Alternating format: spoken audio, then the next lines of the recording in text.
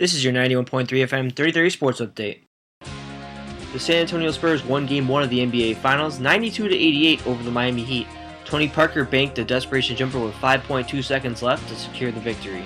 LeBron James had a triple-double with 18 points, 18 rebounds, and 10 assists. He had this to say after the loss. Well, the fourth quarter was the difference, and I could see it on a few of our guys' faces. Felt a little fatigued, still a little banged up from that 7-game series, and they looked like they were rested in the fourth quarter. They took advantage of that. We had some mental mistakes, and we played some really good basketball, but in the closing quarter, we had some mental mistakes. It's only a couple of teams that you can't have mistakes against, especially in the fourth, and San Antonio is definitely the number one team. Game 2 is on Sunday in Miami. Around the league, the Nuggets announced NBA Coach of the Year George Karl won't return next season, and the Clippers plan to interview Pacers assistant Brian Shaw as soon as Monday.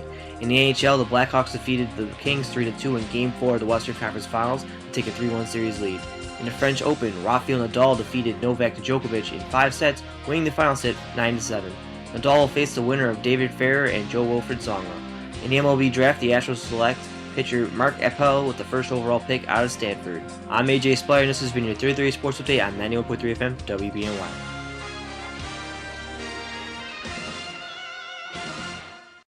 And now, the Sports Reporters Radio Show on WBNY. What are they going to throw it off an inch off the floor for the lob? Well, there's not a lot of tall opponents out there. Duncan's going to shoot it, steps back, and puts it in. As the buzzer sounds, they'll review it, but it appeared Duncan got it off in time. 7th Miami turnover. Parker with a spin move. Oh, what a pretty play from Tony Parker. And timeout called by Miami as the Spurs have taken a 3-point lead. Now Bosh has him. Parker on the drive, nearly lost it, still dribbling. Parker with 2 to shoot. Just gets it off in time, and he banks it in. What a shot from Parker. Gets off his feet and puts San Antonio up 4. Now they'll review it to make sure that Parker got it off before the shot clock expired. It was very, very close.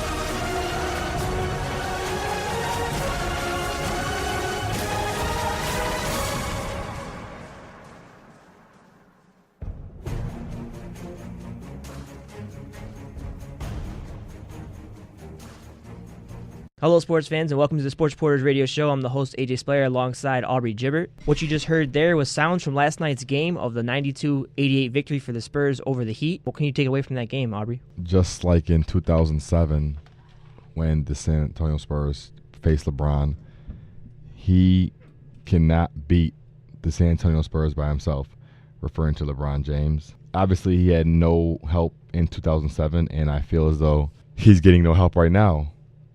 At least for Game 1, if you want to talk about specifics. Dwayne Wade did have a good first half. I think he led all scorers with 13 points. But I think he finished with, I want to say, 17 points. So obviously 4 points second half. Not going to get it done. I think the big three combined for 8 points in the fourth quarter, I want to say, compared to 21, I believe, for San Antonio with Parker, Duncan, and Ginobili. And, I mean, it's only one game. I mean, I'm not going to overanalyze it, but, I mean, I came on the show and said pretty much that nobody's going to be able to check Tony Parker and Tim Duncan, and who were the 2 stars for the San Antonio Spurs last night. Tony Parker and Tim Duncan. And the thing that was really interesting about the matchup is they didn't put LeBron James immediately on Tony Parker. They kind of waited toward the end of the game. I think they were kind of worried about whether he would tire out LeBron James. After all, they were coming off of Game 7 against the Indiana Pacers, which was a really physical matchup. But what you saw from Tony Parker is the huge weakness for this team, for the Miami Heat, plus obviously lacking a presence in the paint with Tim Duncan making those mid-range jumpers. From what I saw in this matchup, it could really change the thought process going forward for the Miami Heat. Obviously, you have the big three, 1 more year under contract before 2 years of player options for the players, and you have to wonder, will Chris Bosh still be on the Miami Heat? Will Dwayne Wade? Will LeBron James? I don't know, because it's really, like you mentioned, it is sort of like the Cleveland days, except obviously the talent's a little bit better, obviously. I believe the second best player on that Cleveland team was Mo Williams, and obviously Dwayne Wade's even injured with is better than Mo Williams. Yeah. And Chris Bosh, I don't know what's wrong with him. Apparently, if someone told him the paint was wet, he wouldn't go in it, apparently. Yeah, I mean, when you talk about Chris Bosh was brought in not necessarily to be the lone big man in Miami, but a guy that spaces the court for the Miami Heat. He's a guy that can hit that 15 to 17 foot jump shot, and he's not really a guy that will bang down low, but a guy that you expect a little bit more out of, I want to say, especially rebounding wise and really defensive wise. I mean, and as of right now, he's just not hitting his shots. It's just that simple. I think last year this time was when he first got back from that abdominal injury, and he was hot. He was in rhythm, and right now he's just not in rhythm, and it's hurting the Miami Heat because he's not in the paint when he's shooting. He's sitting at the three-point line. He's not making shots. Therefore, there's nobody down low to rebound. So it's a big advantage for San Antonio down low, even though they don't have a big front court with Tim Duncan and Skip Bayless's truly Tiago splitter. But I think, honestly, looking at that game last night, for instance, in the first half, after the first half, I think Miami led by 3. And I don't know about you, but I was thinking to myself that Miami played a perfect first half. I mean, Dwayne Wade really asserted himself. I thought LeBron really asserted himself, along with distributing to the teammates. And even with all that said, San Antonio was only down 3 points. So that to me tells me that even when you're at your best, Miami, San Antonio's still going to be right there. You're not going to blow San Antonio right away. So that was where I knew that the game would change. And obviously, Parker took over in the fourth quarter, including that big shot at the end. I think the key in the first half was Tim Duncan had 2 fouls with 1:43 left in the first, and I really didn't like the first foul call that was on him. It was a charging call, or it should have been a charging call. It should have been a charging call. But they ended up making a personal foul on Tim Duncan. LeBron James clearly charged him, but it didn't work out there. But when you have a player like Tim Duncan, who is basically your offense in the front court, Tiago Splitter's more there for defense, it's kind of interesting to see how Miami was able to attack that weakness for the Spurs. But once he was able to come back into the game, it was a big difference. I believe he was 0 for 5 from the field to start off the game, but then he ended up having that huge second quarter. Yep. 10.9 rebounds in that quarter, I believe. Yeah, including that buzzer beater shot that you had on the sound before halftime, which got the lead down to 3. They would have probably been trailing by 5, but I thought it was a dominating performance by Tim Duncan, especially considering he went scoreless in the first quarter. Imagine if he actually scored something in the first quarter. And a lot of people were talking about he was going to be rusty, and he was for the first quarter. And I really think that foul really helped him get his game back because he had all that time to regather his thoughts. And you know how sometimes when you miss a few shots, he can play mind games with you? Well, he missed 5 shots, and then he was able to sit on that bench the entire time and think, I have to assert myself into this game. I'm not losing game 1 against the Miami Heat. And you saw what happened in the second quarter, and you saw what happened for the rest of the game. 20 points, 14 rebounds. Quite a game from Tim Duncan, and now he's got 2 extra days off before Sunday in game 2, so I'm not really worried about him as far as being 37 years old. I think he's still going to have quite a presence in this series. And after game 4, I believe there's another 2-game break there too, so a lot of people are worried about the Miami Heat as far as being tired, though. And you really notice it in the fourth quarter. I mean, they only scored 16 points on 23 possessions there. For the first 3 quarters, they had 64 possessions, 72 points. So they really started to tire down. I mean, I think there was a little bit of fatigue, obviously, coming off that 7-game series with the Indiana Pacers, which was a grueling physical series. But I really don't think it was so much fatigue as it was. I think LeBron tired out. And I think once LeBron tires out, that's Miami's offense, because it's come to a point now where, due to the fact that Dwayne Wade's knee injury clearly doesn't have him at 100%, he's really the only guy on the Miami Heat team besides LeBron that can create his own shot. So when you lose that guy because of obviously his injury, it puts that much more pressure on LeBron to create for everybody else. So not only does he have to play defense and score, but he has to distribute and rebound. I mean, as sad as this is going to sound, I mean, you can almost criticize his triple-double last night. 18 points, 18 rebounds, 10 assists. I mean, usually you would love that from your star player, but I need to see more out of him. I need more points from LeBron. I need more selfishness. You know, I think that one play key towards the end of the game last night, he came out the pick and roll, and he dished to Chris Bosh when I thought that he could have took it to the lane and at least got fouled by Tim Duncan. And I think that's where there's certain times in the game where LeBron needs to just take over, and his instincts automatically takes him to that wide open man, because that's what he's done his whole career. But I think they're just putting so much on him where he just can't carry it all. And like I said, you're not Indiana. Okay, you can get away with it because Indiana doesn't score as effectively. But like I said, you're not going to beat San Antonio with one player. It's just not going to happen. And the interesting thing with the Miami Heat was Chris Bosh was shooting some three-pointers, and I didn't understand why.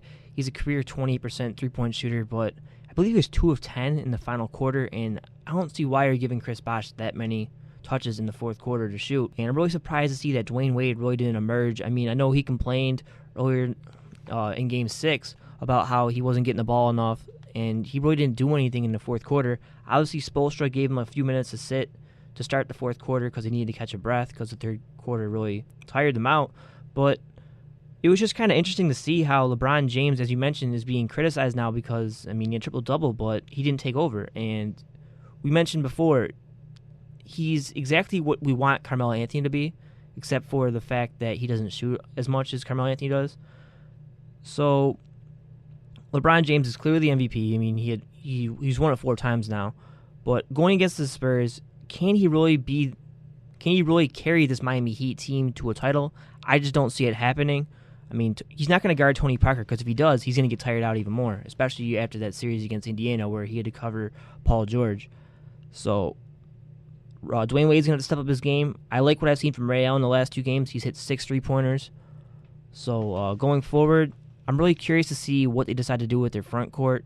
There was reports on Twitter before the game that Birdman was going to start at center. Obviously, it didn't happen, but it's something I'd like to see going forward. Yeah, the front court, all season, last season, this time LeBron was starting at the power forward, and they ran that small lineup. But obviously it changed after that Indiana series, or I should say during that Indiana series. Miami changed up their lineup to match the size down low of Indiana, and they stayed with it now with, pretty much Chris Bosh at the power forward, moving from where he played center all season. He's not a natural center whatsoever. And then moving Udonis Haslem, who also is not a natural center, to the center position. Both guys are guys that stretch the court, guys who can't score down low. Haslem is a good defender, but not big enough, I think, really, when you're talking about a Tim Duncan and a Tiago Splitter. And it doesn't matter if it's, Haslem or Bosh. Duncan, pretty much dominated that matchup last night. So that's a big key. And Chris Anderson comes off the bench. I think he's an energy guy, a guy that'll get you rebounds, a couple putbacks maybe, but not a guy that really commands the paint. And Joel Anthony, let's be honest, he's just a rebounder, if that. So I think it's going to take a lot. There's going to be some soul searching, I think, for Chris Bosh specifically on what his role is to this team. I mean, you wouldn't think that you'd be asking that 3 years into his career in Miami and coming off a world championship last year. But every year counts for something different. And this year, Chris Bosh has been the weak link. I mean, Dwayne Wade also needs to pick up the slack. But we also know that he is injured, so you can't. He's giving it all he can. So I think it's going to take some soul searching from Chris Bosh to have to take some ownership on Tim Duncan. If not, he needs to score more points to support LeBron, because if he doesn't, and he does what he did yesterday, Miami's not winning the NBA championship this year. They'll win a couple games, but they're not winning. The thing with Chris Bosh is I think he needs to change the scenery at this point. I'm going to make a comparison to what happened in Oklahoma City with James Harden. Obviously, he goes to Houston and he becomes a superstar again. Well, Chris Bosh was a superstar in Toronto. He went to the Big Three, and he was the third player in the team. And he's not used to playing like that, and I feel like he's become lazy ever since and relying more on jumpers, and that's why he won't go in the paint. I feel like if he had his own team, he'd be forced to step up and be more aggressive, and I feel like that's what he needs in order to get his career going again.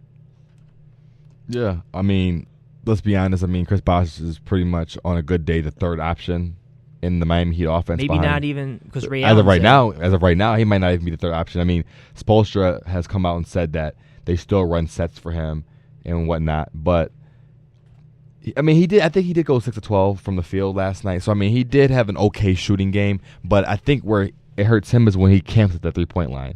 When he's running the pick and roll and shooting in rhythm, those 15-foot jump shots. That's where that's his game. That's Chris Bosh's game. The pick and pop shoot, not the standing at the 3-point line waiting for LeBron to pass to you and checking up a shot. That's not the Chris Bosh that I know. I'm sure it's not the Chris Bosh you've seen in Toronto when he played his first 7 years. So I think that he needs to get back to what he does best and not try to do too much. I know Miami is a team that is predicated on the 3-point shot with, Mike Miller, Ray Allen, and those guys. But I think you need to keep it to those guys that are the 3-point specialists. And Chris Bosh needs to get back to what he runs, and that's the pick and roll with Dwayne Wade or LeBron James leading it. Yeah, I mean, over his career, he's averaging 19.5 points, but this postseason, just 12.3. It really shows you how reduced his role has become in this offense. And when you talk about the big three, I mean, obviously it started with the Boston Celtics. The thing was with them, they were getting toward the end of their prime. People like Paul Pierce, Kevin Garnett, and Ray Allen. So they were more willing to accept those roles. And the thing is, LeBron James, Dwayne Wade, and Chris Bosh, they're all around 27, 28 years old. They have a bright future still ahead of them. And I don't feel like they're all willing to accept those kind of roles.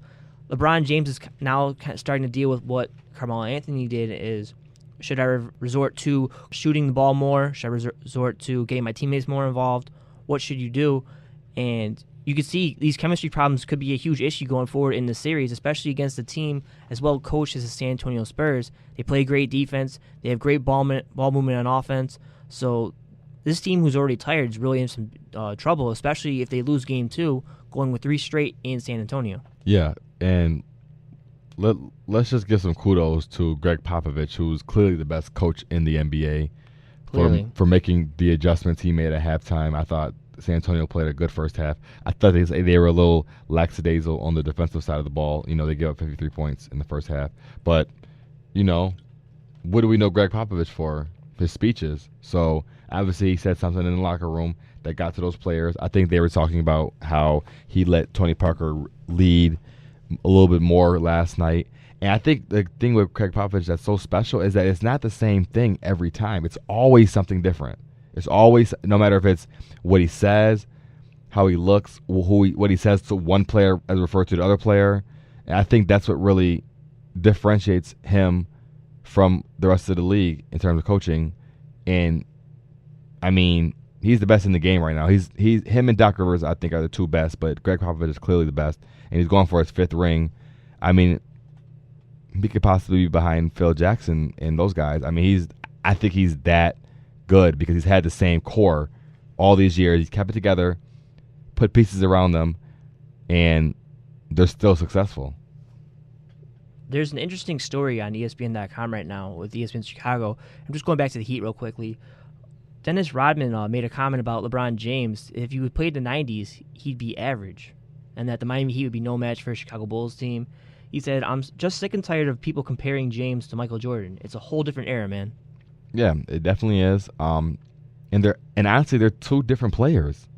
I mean, if you look at the stats and everything, they're two totally different players. Michael Jordan was, I don't want to say he was strictly a scorer, but let's be honest, he was a scorer. He wasn't a guy that, looked to get his teammates open as much as LeBron does, but he was a guy that could play defense and get assists. And LeBron is an all-around player. He's a two-way player, could play offense and defense, and he gets the teammates involved along with scoring, but he wasn't as great of a scorer as Michael Jordan would ever be. And there's more to the quote from Dennis Rodman. LeBron came into the age of the game at the perfect time. Michael came into the game back then when you could hit people, knock them down, shoot a free throw, and get back up. And LeBron can't do that. All they do today is complain about a foul. All they do is complain. Which is pretty, look at all the flopping that goes on in the NBA. There's now talks that they're going to do more than just fining for flopping. Mark Cuban's funding the foundation for figuring out how to do that. I thought that was hilarious. Not surprised there. But he also goes on to say it would be no contest. The Heat has better talent than we had, but we had smarter players. The only thing we had, smarter players. I would take Bosh out of his damn game easy. That's not even a problem. And how Dwayne Wade match up with Scottie Pippen, really? And Scottie Pippen would guard LeBron easy. And how are you going to cover those two guys, Jordan and Pippen? And he's exactly right. But I don't believe the Heat ever made any comments about how they were a better team than the Chicago Bulls. It's more the media trying to hype it up. Who's better, Michael Jordan, LeBron James? it's not really a comparison you can make because Michael Jordan was a power forward. LeBron James is more of a small forward who, at times when they go small, will play power forward, but he could never guard Michael Jordan.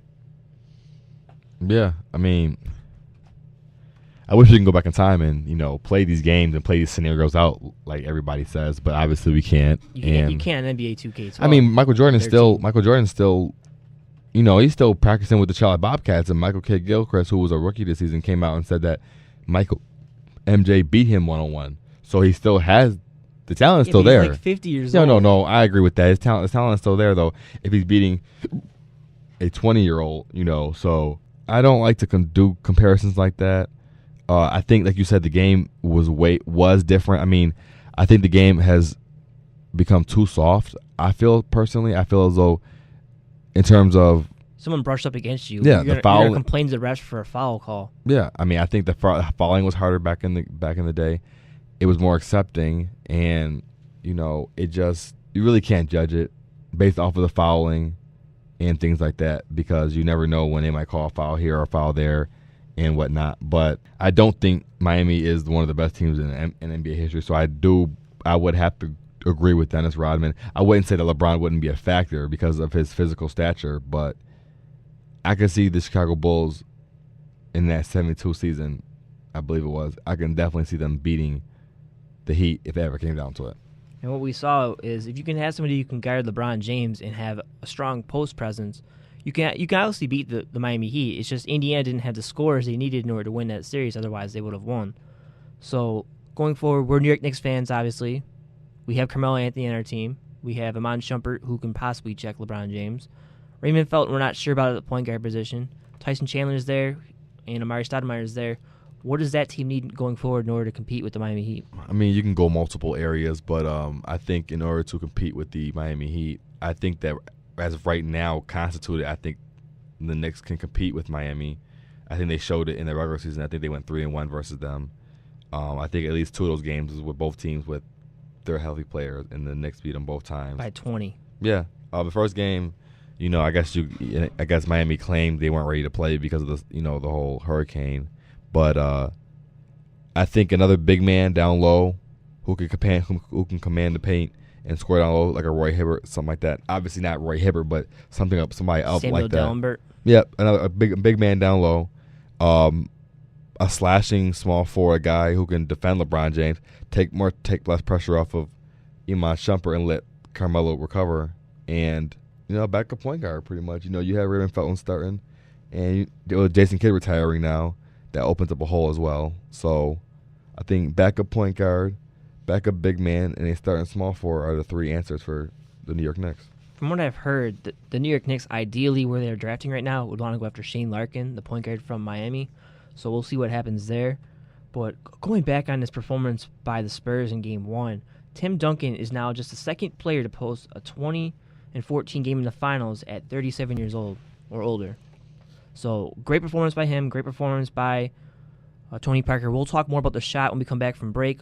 We're also going to have Miami Heat Radio Network's Jonathan Zassel coming on our show to tell us how Miami is reacting to this loss and if it's time to panic down there in South Beach. I see a great need in my community. Retired people have a lot to offer because we have life experience. What are you going to do with your lifetime of experience? If you're 55 and older, you can use the skills that help you through a lifetime of learning, giving, teaching, and working. Go to getinvolved.gov or call 1-800-424-8867 to find out how you can volunteer. We have so much to offer and our nation needs us. Make a difference for generations. This message is brought to you by the Corporation for National and Community Service.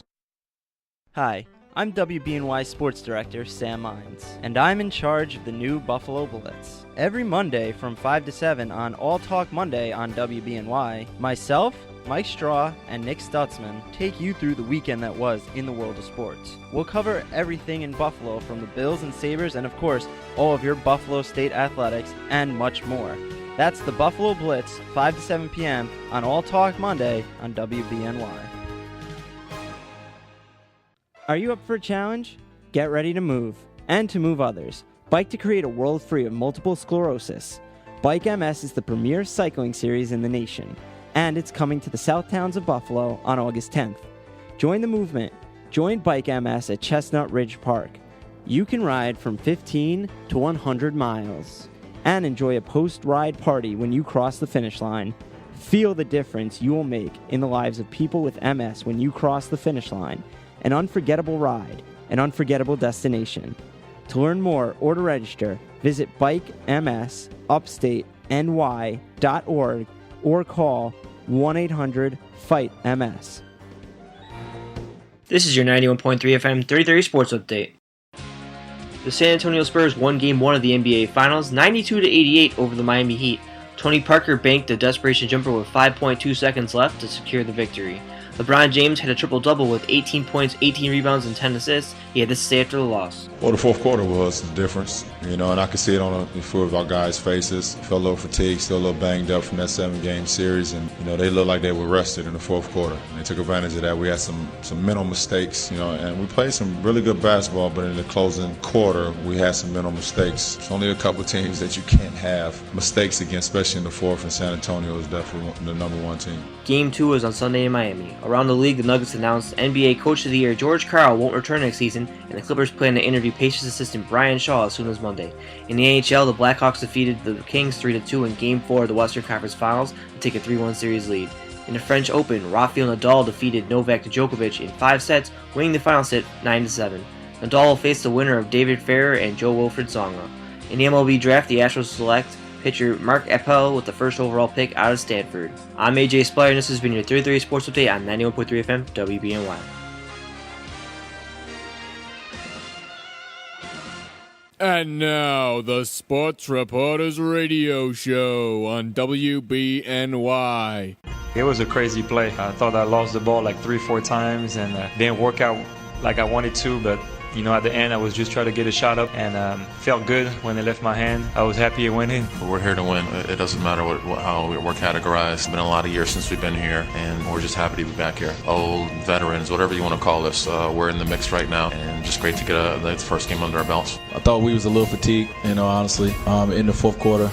Looking around, we looked like a team that came off a 7-game series. I thought we got some shots we wanted, but, we was a little careless at times as well. With turnover, like we said, we did a great job all game. I think we only had 3 turnovers until that point, but having 5 in the fourth quarter is not going to win you a game, especially not in the finals. So, we'll be better prepared next time and, hopefully make better decisions in the fourth quarter.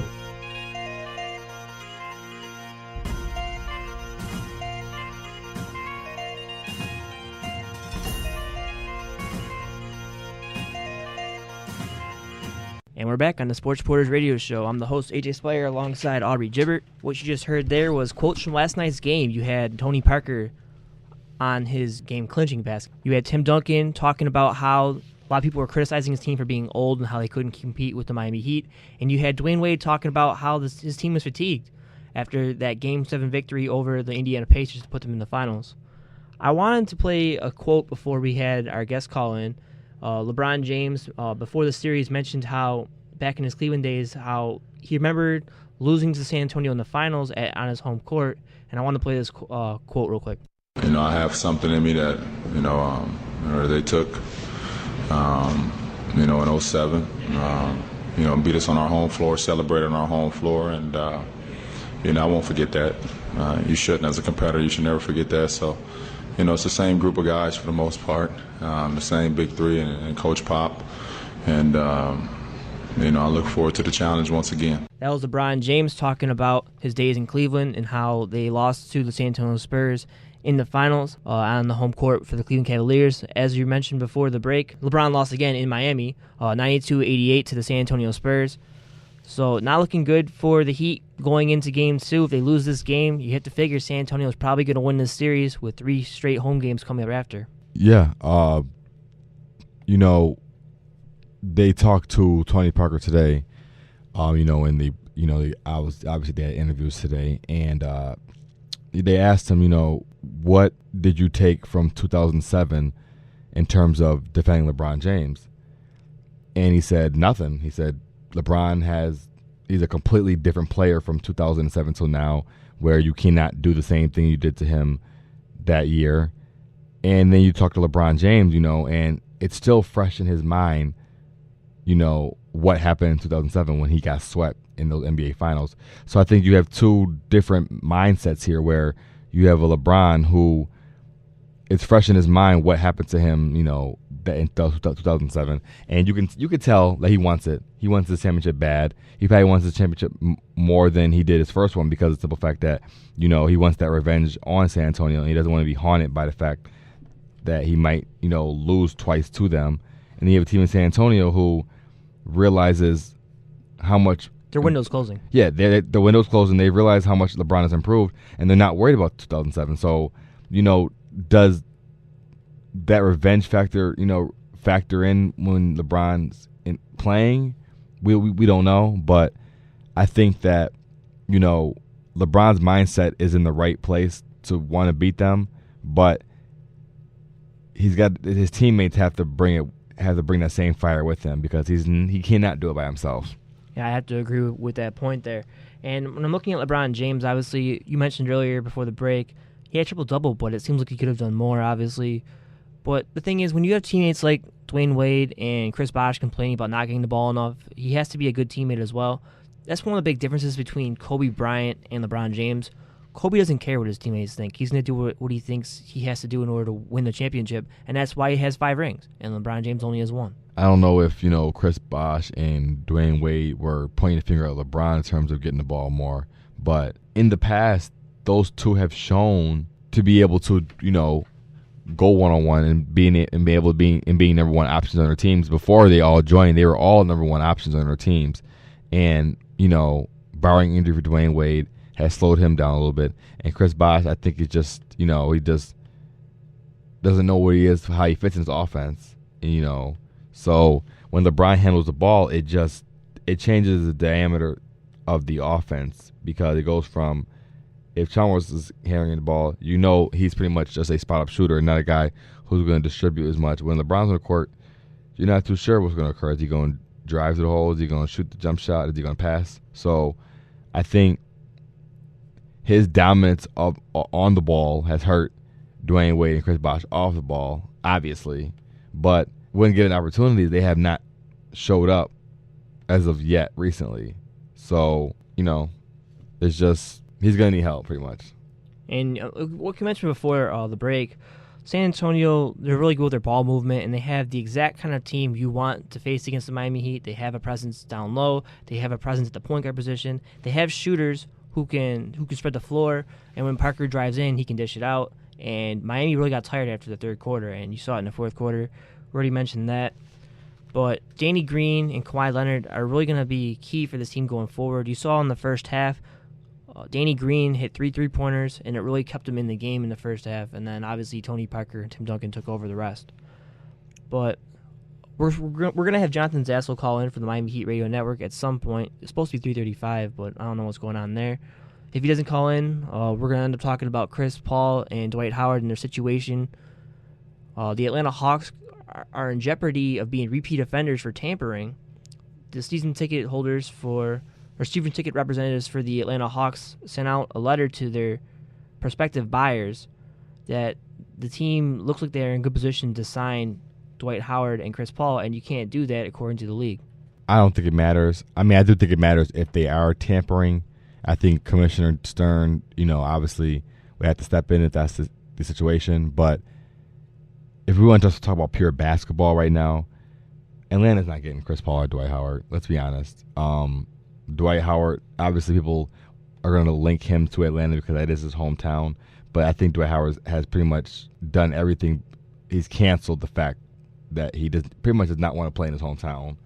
And, I think Chris Paul is going to end up obviously re-signing in L.A. And if he didn't, the only other team that obviously he would like to join is the New York Knicks. But it would have to be through a sign and trade. So there's a possibility of Dallas, though, because Dallas, the Mavericks. Because Darren Collison's going to be a free agent. They have Dirk Nowitzki under contract for another year. The question is whether or not they can keep O.J. Mayo. I think he wants another shooter on his team if he were to have him. But with the Atlanta Hawks, I mean, you have Al Horford, you have just 3 players under contract, $40+ million. You have a wide range of options if you get Chris Paul or Dwight Howard of who else you can pair them up with. We mentioned Paul before. Paul Pierce is going to be well, he has a player option in his contract. He might opt out because he doesn't want to be with the Celtics for another year. That would be an intriguing matchup with the Atlanta Hawks if you had Chris Paul, Paul Pierce, and Al Horford. It'd be worth a go. Obviously, the only negative is Paul Pierce probably only has a year or two left in him, so you would have to be going for a win-now situation and not in the future. So, you'd have the best point guard in the NBA pretty much. You'd have a top 5 small forward, in the league probably. And then you have Al Horford, a guy who I think has really played out of position his whole career at the center. A guy like Chris Bosh, who's played out of position. He's really naturally a power forward and has been forced to play the center position in Atlanta. And a guy who I think is very underrated, who gets you a double-double every single night. So it would be interesting. I don't see it happening, but, I don't even see Paul Pierce leaving Boston as much as it's been speculated. I have to see it to believe it. He's been a Celtic his whole life. Most people wouldn't have thought Ray Allen was going to leave either, but he ended up doing it to them. But I just want to talk about this letter they sent out. It started out like this. The headline was, Hot New Player News, Chris Paul and Dwight Howard. And then the letter stated, the buzz around our offseason is more than heating up. With massive cap space, 4 draft picks, and free agency rapidly approaching, we sit in the best position in the NBA. Player interest is skyrocketing as the possibilities of landing Chris Paul and Dwight Howard become more and more of a reality. This is your opportunity to get on board before it's too late. Once we solidify our signings, there will be no seats left. And they also had a link to the ESPN.com story about Paul being displeased with the management and the Clippers with the Del Negro situation. Yeah. There was reports that he was very upset about that and that he felt as though he was the sole reason why Vinny Del Negro was fired as head coach. They are currently, still looking for a coach. Well, it's just a matter of, was that tampering, though, because it was a season ticket representative telling the buyers about that. You can't really talk about another team's players. And then there was a rule in 2008. They sent out an anti-tampering policy memo to all 30 teams stating it will not tolerate a member of an organization commenting on the future of another team's potential free agent before the free agent period begins. The punishment could be a maximum of $5 million fine, and a team could be banned from negotiating with the free agent. And the Atlanta Hawks being a repeat offender now because their owner made comments about LeBron James back in 2010, you have to wonder how the league is going to come down on this. They fined him $25,000 before for that, and that was an interview we did with the Atlanta Journal-Constitution. And here's what Michael Guerin, the co-owner of the Hawks, had to say. If somebody came to us tomorrow and said, you can have LeBron James for max money and it puts you in a luxury tax, I'd do it in a heartbeat. But am I going to do that for Zydrunas Ilgauskas? Am I going to do that for Jermaine O'Neal? I don't think so. You can't really talk about another player's free agents because while you're stating your stance on where you go for that player, you're really affecting the team who currently has that player under contract's chances of re-signing them. Yeah, I agree. I don't think that tampering should be allowed, and if they are found guilty, that consequences occur. Obviously, money will probably will be fines to be sent out and things like that. So, because you don't want, like you said, you don't want other organizations and teams talking about other players in that light. So, I expect a little bit of disciplinary action, if that's fines or suspensions. I don't know. We'll see. Who do you really spend in that category? Because it's a season ticket representative. They might get fired from their post because they sent maybe the letter out. GM, maybe Danny Ferry for doing so. It's not. That's not a player, obviously. That's not on the GM though. That's more on the front office. Besides him, he's more in charge of player personnel, coaches, and all that kind of stuff, and financial stuff. But you have to wonder if maybe they might rescind a draft pick or something like that. We know the NFL has had a no tolerance policy on that kind of stuff. The only thing is with the NBA though. Obviously there's only a 50-man roster versus a 53-man roster, and there's only 2 rounds of draft picks. So in the NBA, it's more about you can buy players. You don't really need to have a great draft in order to become a great team. No, you don't necessarily have to buy a team, but in order to do something like that, you need homegrown talent. Something, like Indiana with Paul George, a guy they just drafted well, Paul George, I think, was a... Roy Hibbert was too. Yeah, Roy Hibbert, I think, was a first-round pick, a late first-round pick. I think Paul George was the 11th pick in the draft. He was drafted in. Look at San Antonio. You got Tim Duncan in the draft, Tony Parker, Danny Green, Kawhi Leonard, guys like that. It's just all about evaluations and good drafting and how do those players fit in with the rest of your teammates? The only thing with draft picks, though, is you never know if that player is going to really stay. Because look what happened with LeBron James in Cleveland. So you can't rely too much on just draft picks. I mean, you might have a few good seasons. I believe you have to be under contract for 4 years before you can finally become a free agent and lose the restricted tag. So it'll be interesting to see what the league does and decides to come down with. But I just think it's interesting to see where Dwight Howard and Chris Paul are going to end up. I've heard reports that Dwight Howard would be a great fit with the Houston Rockets, and I just don't understand how that works. I think Josh Smith would be a better fit with the Houston Rockets because they already have Omar Asik, and they're a high-tempo offense. And see, I'm going to disagree with you on that. If I'm Dwight Howard, I'm on a one-way trip to Houston because you get to play with a top 15 player in James Harden. No taxes. No taxes. You have Chandler Parsons. And, you know, Houston's game is predicated on speed. Both with him and Omar shooting. Asik are kind of the same player, though. You're going to put he was a backup before this, though. Yeah, but the thing is, they paid him three-year contract, $25.1 million. Are you really going to pay that guy to be a backup? Yeah, if you put it like that, financial-wise, it would not be a good move. But I think maybe a sign and trade with the Lakers, possibly. Yeah, possibly. I mean, possibly that way you can get some compensation back for him. And then they could possibly go after Josh Smith. That as well. Then, even with Houston, they're a team that predicates their game on speed and the three-point shot. And it's almost like how are we back in Orlando, with guys like Rashard Lewis, Hito Turkoglu, guys like that, Chandler Parsons, guys like that, who, will give him enough spacing on the floor where he will get not as many double teams because you can't double team when you have a James Harden or Francisco Garcia and a Chandler Parsons out there at the three-point land. Otherwise, they will kill you. So, and the way they play their offense, I mean, Howard lets you get out on the fast break. He's a mobile big man. So, personally, if I was Dwight Howard, I would go to Houston. And as for Chris Paul, I would do whatever it takes to get out of L.A. And according to Peter Vesey from the New York Post, he made a tweet on here saying that Dwight Howard, if he doesn't end up going to the Rockets' second preference will be Josh Smith. So obviously they're thinking what I'm thinking. 76ers, that is, are also targeting Josh Smith. And I think that would be really interesting from the fact that they had Spencer Hawes playing power forward this past season, and they had people like Kwame Brown playing center. So I think if you get a player like Josh Smith in Philadelphia, that they could put Thaddeus Young back at small forward, and they'll be more effective because, I mean, Drew Holiday had a pretty good season. They have a good point guard. Hawes, you figure, can be a guy who can get you double-doubles every single game. Smith could be a great scorer. And they also have Evan Turner, who they're still waiting on. No Bynum?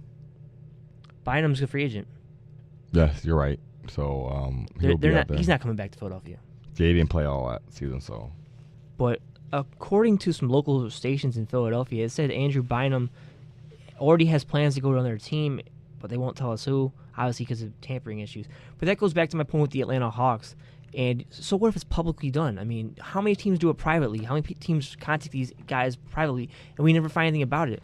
I don't understand why people like Mark Cuban are being fined $100,000 for comments on players. He did it back when LeBron James was there. Steve Kerr, who was the Phoenix Suns GM at the time, who made a joke about offering LeBron the mid-level exception, he got a $10,000 fine. I just don't understand why they're doing this. But, I mean, I can't wait for the free agency period to come by. But let's talk a little NFL. The Buffalo Bills with a big signing this week. Doug Legursky, who will be playing guard for the Buffalo Bills. It addresses the Andy Levitre hole that was put there when he signed into the Tennessee Titans. I find it kind of interesting that it was finally reported by the Nashville Tennessean that Andy Levitre had his second surgery in January, and that's kind of why the Bills didn't want to offer him that kind of money. Yeah, that's often what comes into the negotiating, is past health and your health going forward. You don't want to give a guy big money. 6 years, $8.6 million, I believe. Yeah, it was in that ballpark, so it was like about $8 million a year for a guard. So went with, Legursky obviously has experience playing in Pittsburgh. He was the center there, though, and he came in to fill in the Super Bowl, wasn't he? For Marquise Pouncey when he got hurt. I like the signing a lot. I didn't even know he was a free agent, but I'd take him downstairs. Anything's better than what we have, or they have. Sorry. Yeah, I would totally agree. He'll probably, you're pretty much already slotting him in the left guard spot. I wouldn't have a problem with that myself. You get him at a bargain pace. My biggest thing now with the Bills is you have to lock up Jarius Byrd. He's obviously not happy. He's not showing up to mandatory camps. OTAs. Mandatory it's camp. Voluntary. I think mandatory camp starts next week, though. And he's reportedly not planning on coming. The Bills reportedly saved $7 million in the whole Ryan Fitzpatrick contract. You can't appear telling me about that. All right, and I want to talk about a former free agent from the Buffalo Bills, Terrell Owens, contemplating retirement now. He had a great career going forward. I believe he's in his late 30s at this point now. I don't know what he could really offer a team. He was much of a most of his career he's been much of a head case. San Francisco, there was the whole Jeff Garcia incident. You had Philadelphia with Don McNabb. You had Tony Romo and the rest of the locker room in Dallas. Came to the Bills. He did his work quietly. Came to Cincinnati, did his work quietly. But he got injured, and then he ended up playing arena football. And then ever since, no teams really wanted to give him a shot. And I'm kind of surprised by it. I mean, with the Bills' current roster, they really aren't looking to go older. They want to go younger at this point. But with their oldest veteran wide receiver being Brad Smith, I mean, I'd at least offer him a tryout. To start? Yeah. Well, not even that, just to be a number 4 receiver, if that's what it has to be. I mean, Randy Moss went to the San Francisco 49ers, and he had a pretty good season there. Yeah, I think it was more so the fact that he played with a Hall of Fame guy in Chris Carter, where he took some of the pressure off of him, but he did deliver when the ball was thrown his way. A team like Baltimore could really use a wide receiver like T.O. there, but I don't know if they really want to go there because currently Jacoby Jones is the number 2 receiver in Baltimore. But they need a possession receiver, and I feel like Terrell Owens could be that guy they need. For what team, I'm sorry? Baltimore Ravens. See, I think Anquan Boldin fills that role. They need a guy who can stretch the field. Well, he's in San Francisco now. They traded him. Yes, I'm sorry. Yes, he is there. So that's why. Obviously, Baltimore could use some help at the receiver position. Torrey Smith is a guy that's going to stretch the field for you. Great receiver. Then that guy's going to go over the middle for you. But I don't know about him being double teamed. I don't know how he can really get past that. I think you need a guy like Terrell Owens to come in there. Even if he's not the same player he used to be, he still commands a little bit of attention. Agreed.